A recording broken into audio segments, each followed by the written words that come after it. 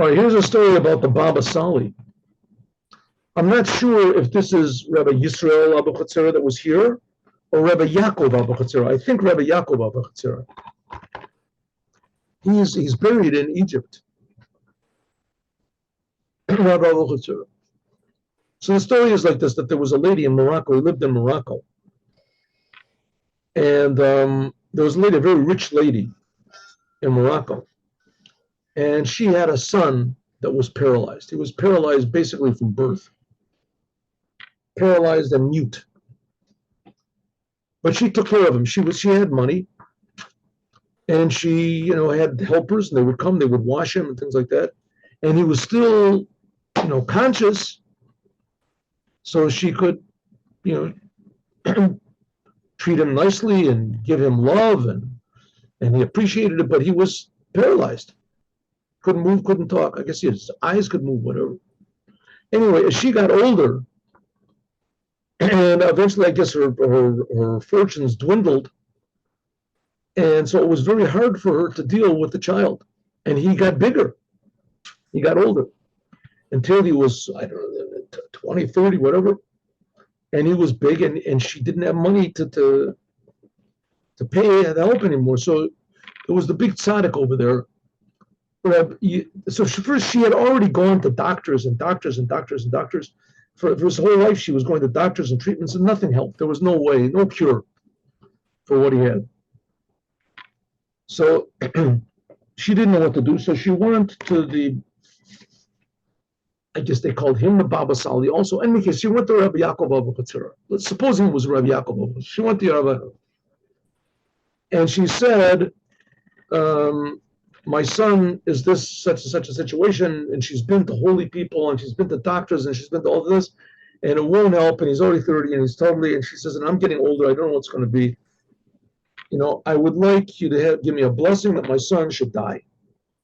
He's not doing anything in the world. He's not worth anything. At least I'll be able to give him a proper burial. My money is going. And I'm not sure, if I die before he dies, who's going to take care of him, or where he's going to be buried. So he said, what type of a thing is that? To ask that he should die. That's not to ask he should be cured. She said, can you cure him? How many people I've been to, how many great rabbis, how many great holy people. In Morocco, there was not lacking holy people. And to doctors and to the best. So he said, okay, just leave him here. She said, I'm worried I'm going to die. Who's going to bury him? Who's going to take care of him after I'm gone? So Baba Sali said, leave him here by my house. Leave him here by my house. So he said, okay, no problem. So she had her helpers bring him in. She said, no, put him in the backyard. He had this sort of backyard and backyard. So he put him in the backyard. It was a hot day. Morocco is a hot place in the summer. Put him over here. Put him in the middle of the backyard. And the sun was shining. It was hot. And he said, okay, close the doors. Everybody leave.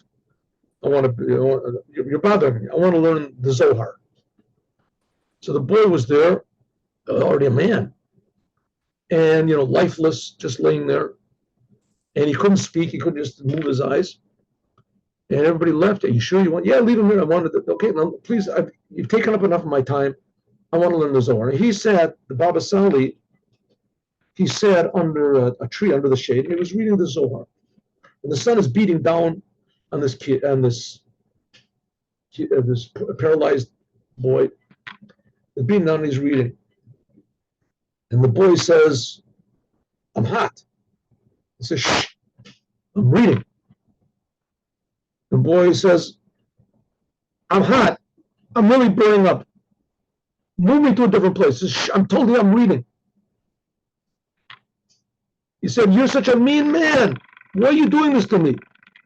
And he said, if you don't like it, then go out and tell your mother. He said, that's what I'm going to do. And he stood up and he went outside.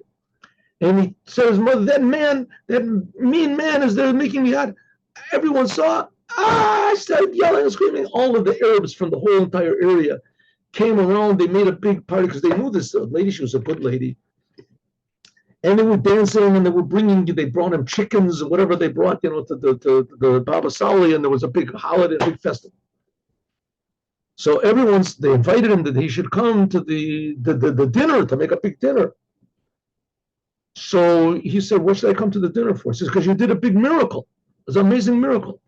He said, I don't understand what's the big miracle. He said, if I do what God wants all the time, what's the big miracle that once in a while God does what I want? And that's the story of how the Baba Sali Tzaddikim defy death and disease. And that's what Mashiach is going to do, heal the whole entire world. Have a good day with Mashiach now. Have a good Shabbos. And God willing, we'll meet again on Sunday, 8:15 in the morning. This Shabbos, of course, is Yud Beis Tammuz, a time for rejoicing, remembering that Mashiach is infinitely closer than what we think, and that every Jew, in fact, is eternal. And the raising of the dead is one of the 13 principles of Jewish faith. And it says that tzaddikim, they don't even die at all. It was an interesting thing. I'll just tell you one more thing. When it was in 1985. It was a long, very sort of shameful story, but they revealed that someone in the family of the Rebbe was taking books from the library of the previous Rebbe. The previous Rebbe had a library, and there were very precious books in it, and he was taking. And so they found out about it, and the person says, yeah, I'm taking the books because they're my books. The Rebbe passed away, previous Rebbe passed away, and now let's divide up the inheritance. I don't know why they're refusing to divide. And so the Rebbe said, they asked the Rebbe, what to do, what to say. So the Rebbe said, listen, this person really thinks that the previous Rebbe passed away and that every year he gets further away from the world. So the fact of the matter is it's exactly the opposite. Every year the previous Rebbe is more and more here in this physical world. So a person that says the opposite of that, how can you talk to a person like that? He says he's not even a human being, that he can say that the Rebbe is not here. So that's the Rebbe. But infinitely more so, Mashiach is infinitely closer than what we think. And if our eyes see the opposite, it's because our eyes are used to seeing the opposite. And soon Mashiach is going to open up our eyes and we'll see only good, a revealed good, an active good in every detail in the world. That's why we need Mashiach now. And here's a picture to see, it won't be a surprise when Mashiach comes. Here is what to expect. Have a good Shabbos with Mashiach now. Thank you. Have a good Shabbos. You too.